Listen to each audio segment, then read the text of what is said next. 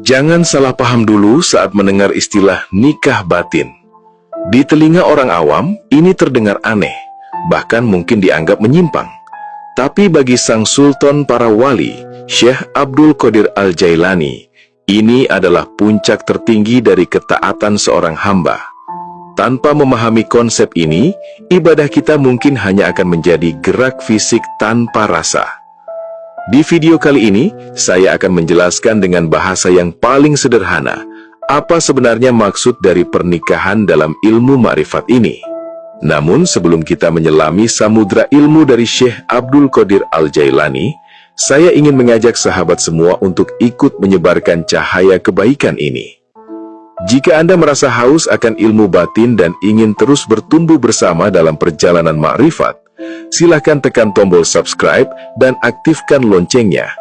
Jangan lupa berikan like sebagai bentuk apresiasi Anda terhadap ilmu para wali Allah, dan bagikan video ini agar menjadi amal jariah yang tak terputus bagi Anda. Oh ya, saya juga sangat ingin mengenal Anda lebih dekat. Silakan tulis di kolom komentar dari mana Anda berasal. Mari kita saling menyapa dan mempererat silaturahmi di ruang komentar ini.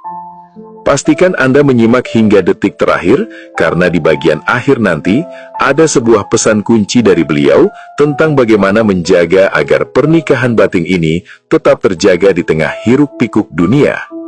Mari kita mulai pembahasannya. Pernahkah Anda membayangkan sebuah pertemuan yang begitu indah, di mana tidak ada lagi jarak antara yang merindu dan yang dirindu?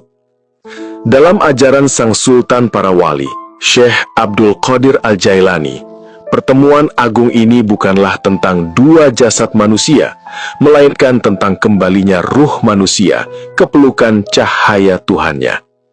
Inilah yang kita sebut sebagai babak pertama dalam memahami nikah batin, penyatuan cahaya. Untuk memahami konsep yang sangat dalam ini dengan bahasa yang sederhana, mari kita bayangkan diri kita seperti sebuah lampu. Jasad kita adalah wadah kacanya. Kabel-kabel di dalamnya adalah syariat atau aturan agama yang kita jalani. Namun ada satu hal yang paling penting, aliran listrik yang membuat lampu itu menyala. Tanpa listrik, lampu itu hanyalah benda mati yang gelap. Begitu juga manusia. Tanpa koneksi batin yang hidup dengan Allah, kita hanyalah jasad yang berjalan tanpa arah. Syekh Abdul Qadir Al-Jailani dalam kitabnya sering menekankan bahwa setiap manusia memiliki ruh Al-Qudsi atau ruh suci. Ruh ini adalah titipan murni dari Allah yang sifatnya bercahaya. Namun masalahnya adalah ketika ruh ini turun ke dunia dan menempati jasad manusia, ia seringkali tertutup oleh kegelapan nafsu, keinginan duniawi, kesombongan, dan rasa ego yang besar.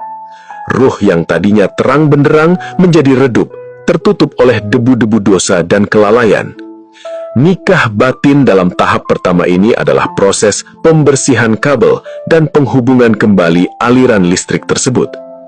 Mengapa istilah nikah atau pernikahan yang digunakan? Karena dalam sebuah pernikahan yang ideal, terjadi penyatuan dua pihak yang berbeda menjadi satu kesatuan yang harmonis. Tidak ada lagi rahasia, tidak ada lagi sekat, dan yang ada hanyalah kasih sayang serta kesetiaan. Dalam ma'rifat, inilah saat di mana kesadaran seorang hamba mulai menikah atau menyatu dengan kehendak Allah. Bagi orang awam mungkin muncul pertanyaan, apakah ini berarti kita menjadi Tuhan? Tentu saja tidak. Syekh Abdul Qadir Al-Jailani sangat menjaga batas ini. Penyatuan yang dimaksud adalah penyatuan cinta dan kehendak. Bayangkan sepotong besi yang dimasukkan ke dalam kobaran api yang sangat panas. Lama-kelamaan besi itu akan berubah warna menjadi merah membara seperti api. Besi itu tetaplah besi. Ia tidak berubah menjadi api secara zat, tetapi ia memiliki sifat-sifat api. Ia panas, ia bercahaya, dan ia bisa membakar. Itulah gambaran seorang hamba yang batinnya sudah menikah dengan nur ilahi.